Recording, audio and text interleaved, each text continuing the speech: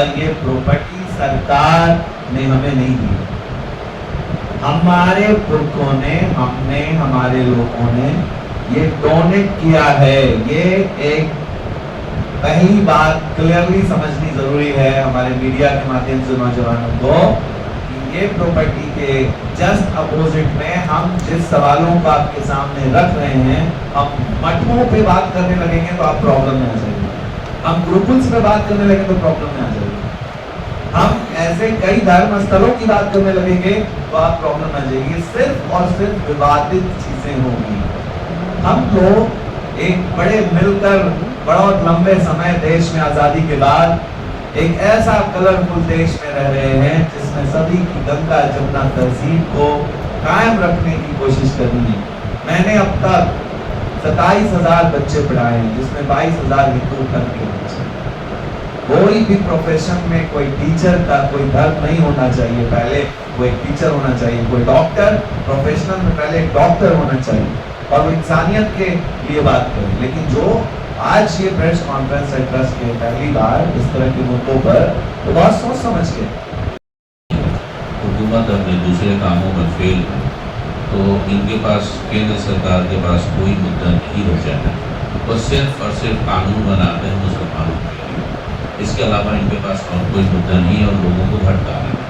अभी इस पे जैसे राय मांगी जा रही है, तो आम राय अगर आप मांगते हैं तो आप तो बेवकूफ़ बना रहे जाए। हिंदुस्तान में मुसलमान की आबादी 18% है, आप 82% है, तो सब लोग अगर राय देंगे तो इस राय का तो कोई मायने ही नहीं होगा। मतलब जिसकी लाठी उसकी भैंस, इस तरह से तो मुसलमानों की सारी जायदाद छीन ली जाएगी। मैंने बहुत सारी चीज़ें इसमें लिख के आप लोगों को दी भी हैं कि साहब ये जो अफवाहें फैलाई जा रही है कि तीसरी सबसे बड़ी प्रॉपर्टी भारत की वक्फ बोर्ड के पास है, वो गलत है। अगर एक दो स्टेट को ही ले लें, मैंने उसमें डाटा भी दिया जो सरकारी डाटा है, वो डाटा आप लोग देख सकते हैं।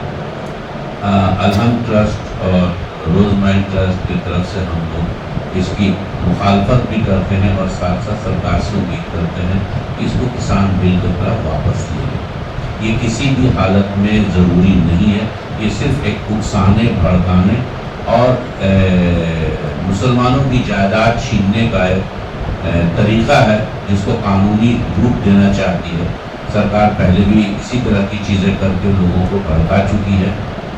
अब हम लोग इस चीज़ के लिए एजिटेशन करेंगे, जो भी सही कानूनी तरीका होगा उसको अपनाने की कोशिश करेंगे। लेकिन सरकार जो रवैया अपना रही है कि साहब इस पर राय मांगी जाए और QR कोड के मार्फत, तो जाहिर अगर आम राय आप मांगेंगे, मतलब आपके कपड़े हैं, आपका घर है, इस पे अगर आप दूसरे शहर के लोगों से मांगिए तो क्या बताएंगे? आपका दस्तावेज देखा जाता है, आपकी जायदाद है, ये देखा जाता है। वक्त में कोई भी ऐसी संपत्ति नहीं है जो सरकारी है या किसी दूसरे की। वक्त में वही संपत्तियां हैं जो हमारे पुरखों ने इसको दान स्वरूप दिया है अपने कौम, अपने देश के लोगों के भलाई के लिए, शिक्षा के लिए, तमाम चीज़ों के लिए। तो इसमें अमेंडमेंट करने के लिए सरकार को कोई ज़रूरत नहीं। अमेंडमेंट का मतलब ही जो तरीका लगा दिया है कि सर हर बात पे एक सवाल पैदा करेंगे, फिर एक पंच बैठेगा और पंच कह देगा कि ये नहीं सर किसी और की चीज़ आपके पास नहीं। कोई भी दस्तावेज अगर सरकार न मानना चाहे तो नहीं मानेगी। CA में कैसे NRC में हंगामा खड़ा कर दिया, कागज़ दिखाया जाए, कागज़ दिखाया जाए। आसाम में दिखाया गया, लोगों ने कागज़ दिखाया, 25 लाख लोग रिजेक्ट हो गए, जाहिर है कागज़ पूरे नहीं थे।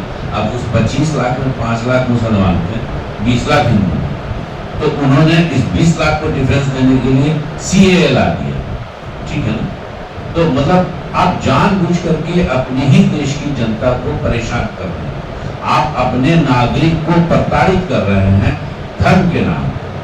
जबकि ज्यादातर इसमें जो लोग हैं उनको धर्म से कोई लेना देना नहीं, उनको अपने सत्ता की चाहिए और सत्ता की चाशनी चाटने के लिए वो आम लोगों को भड़का रहे हैं। आम राय लेंगे क्या? आम जनता को भी ये कहीं भड़का करके गुनहगार बना रहे हैं, अपराधी बना रहे हैं। मॉब लिंचिंग के मार्फत ही अपराधी बनाते हैं अपने कौम के लोगों को। उसी तरीके से अब संपत्ति के नाम पर अपराधी बनाएंगे कि भाई ये वक्त की संपत्ति है, हर जगह पे कुछ न कुछ करके कब्जा करो।